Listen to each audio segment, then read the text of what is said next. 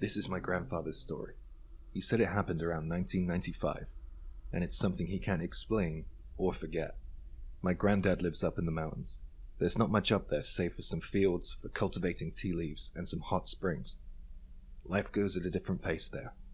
He was working in one of the tea fields back in '95, cutting the branches back to allow growth for the following harvest, a little ways from his home. He said as he was finishing up, the sun was already beginning to set, and it was getting dark while he was on his way home.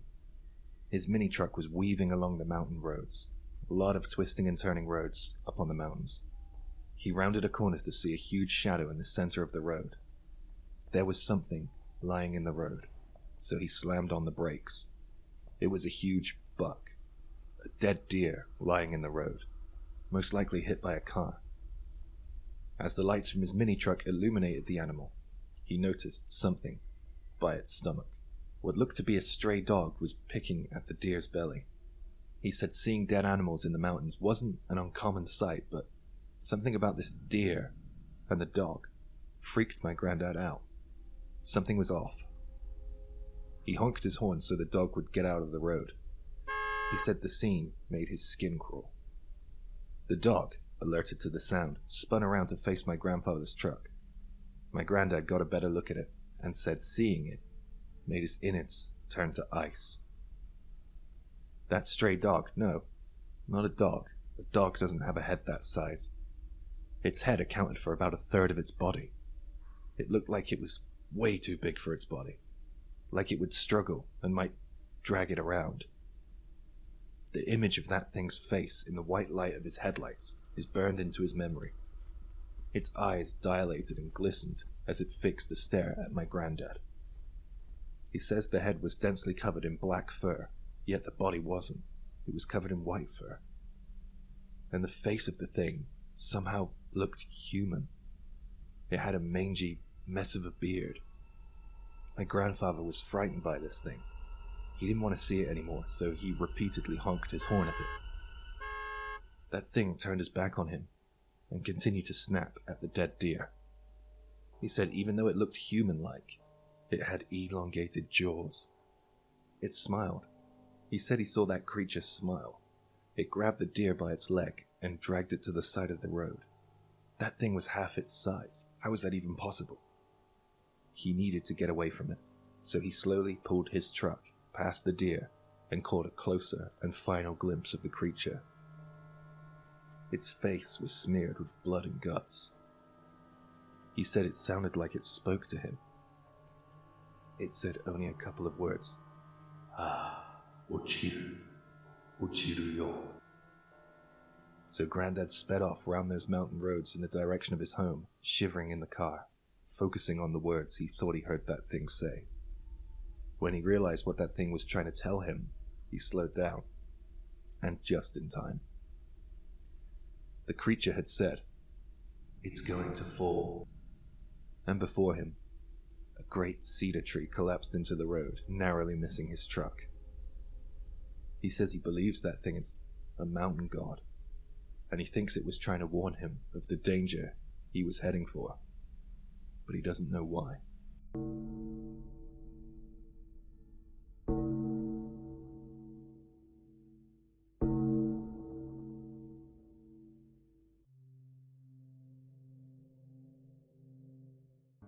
"13 or 14 years ago, I was working in Kansai.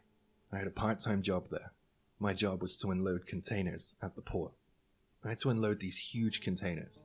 We would store the unloaded cargo in our warehouses, and there we would keep them until whichever company came along to collect them. There was a lot of heavy machinery in use, cranes, forklifts, etc.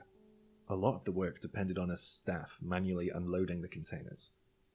The containers were full to the brim. We're talking like 2 to 4 tons. Most of the stuff we would unload would be beverages, livestock food, things like that.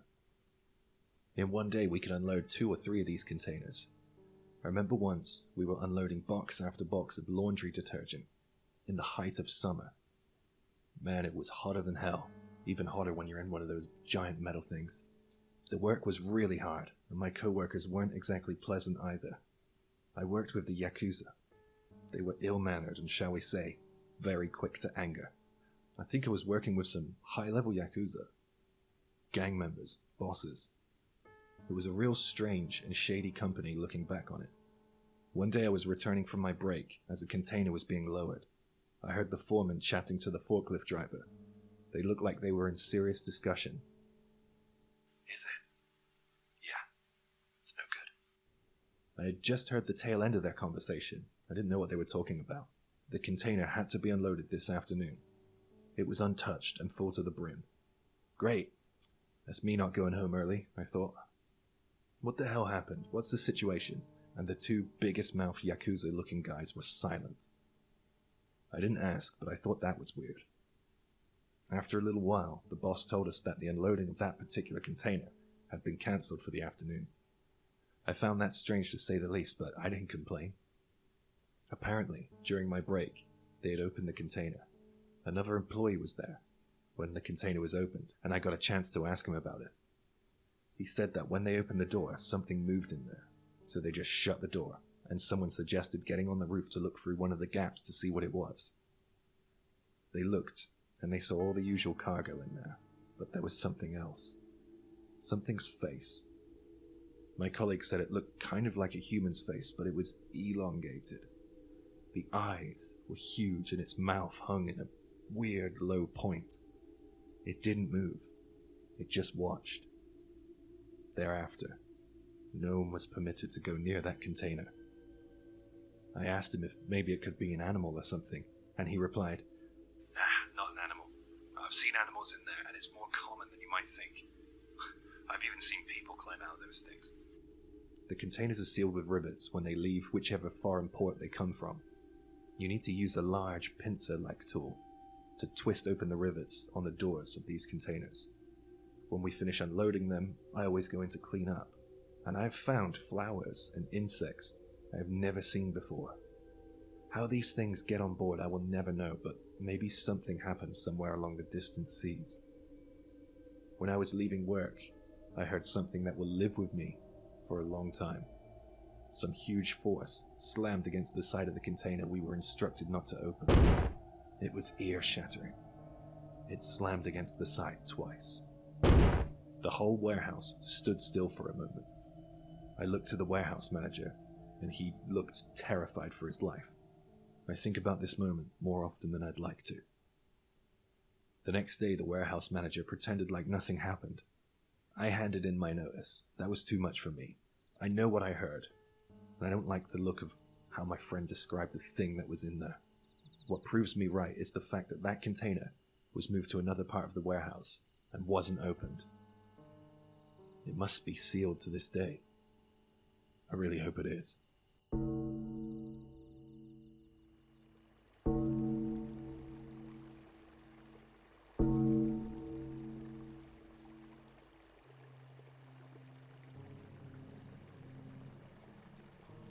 This didn't happen to me, but a friend of mine.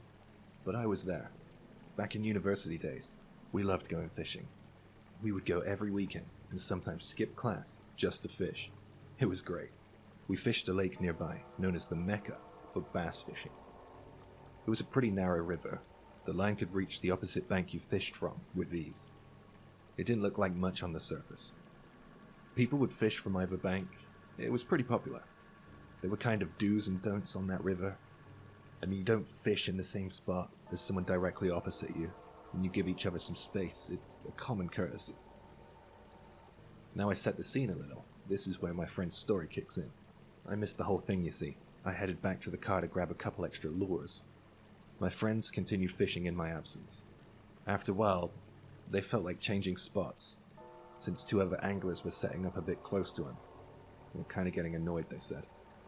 So after a while, they agreed to head towards an area a bit further down the river, further from those anglers.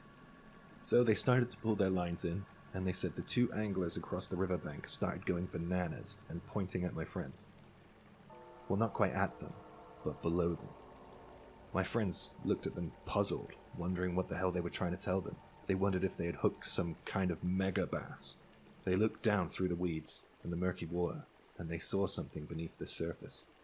The guys across the river were still going mad, and then my friends finally heard what they were shouting about. They were telling my friends to run and to get away from the bank.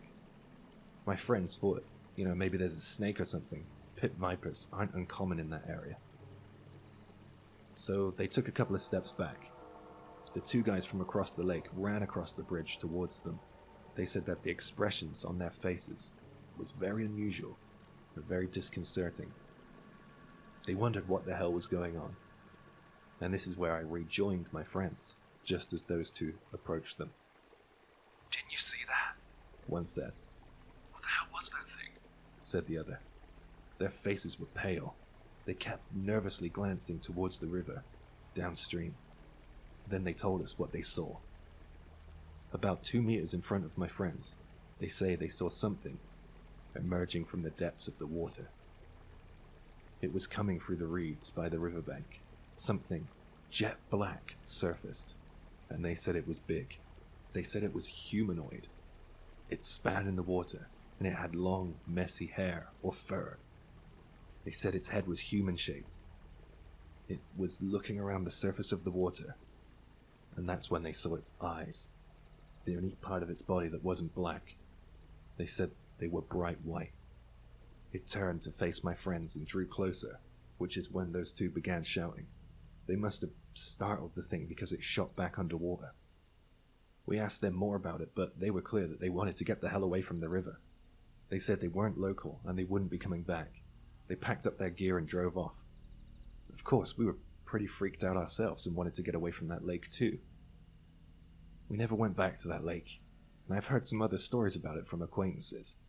Maybe something more than bass lives there. Note, the author declined to include the name or location of the lake, possibly to discourage others from visiting it.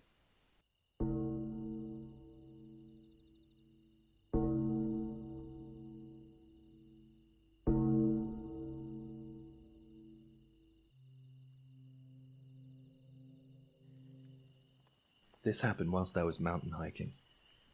I was with a good friend of mine, and we planned on spending the night on the mountains. On that night, the moon and the stars were out. It was so beautiful. I was hiking with a friend who I can confidently say is a pro. He practically grew up on a mountain.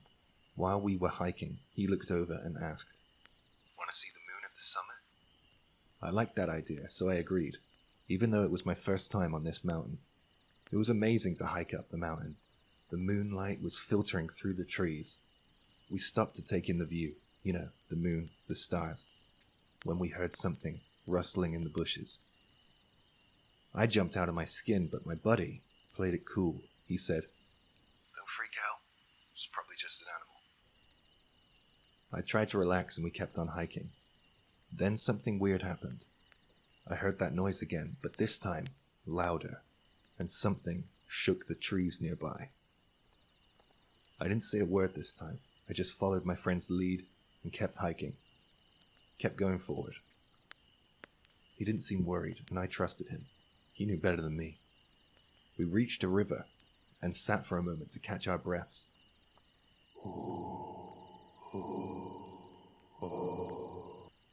Something boomed. This wasn't a bird or an insect that I've ever heard before. It wasn't natural.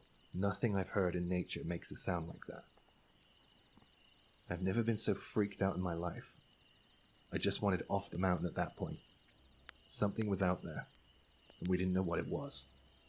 My pal stood up and said, "Let's head back. It's probably best that you don't look over your shoulder. Don't worry, don't panic. But we aren't going to get to the summit tonight." With that, he started walking, and I followed.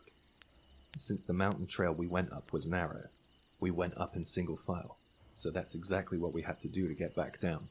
We couldn't walk side by side. Nobody wants to be at the back, but someone had to be. In this case, it was me, since I didn't know the way back. In the dark, with something out there, fear just burns right into your soul.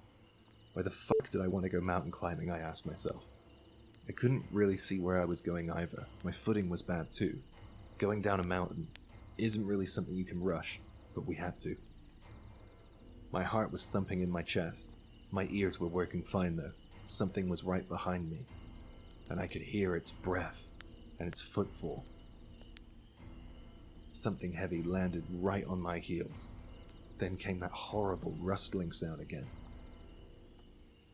There was no way that I was going to look over my shoulder. Whatever had been stalking us was right behind me now.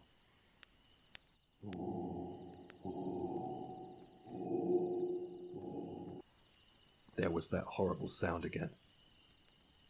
My legs trembled with every step that I took. We arrived back at our campsite, and we ran into the tourist information hut. We didn't know if they could help. We just wanted to be in the light. Geez, if the post office was on the mountainside, we'd have ran in there. It felt so good to be in the light again. Somebody called a ranger, and he arrived. The only thing that was off-putting was the fact that the staff didn't seem that shocked by the story we just told them, and it felt like they had heard it all before. This sort of thing happens often on the mountains. Can't be helped, the ranger said, as he offered us some brandy to calm our nerves a little. Eventually we calmed down a little, and we compared ideas of what that thing that followed us could have been. The ranger chuckled and said, "To be honest, lads, you got off easy. The mountains are a place where life and death begins and ends. Who knows, maybe angels and demons live there. Believe me, I've seen some things. Some unexplainable and tragic things." All I know is something happened that night, and it's put me off mountain hiking forever. There are things out there that we have no idea about.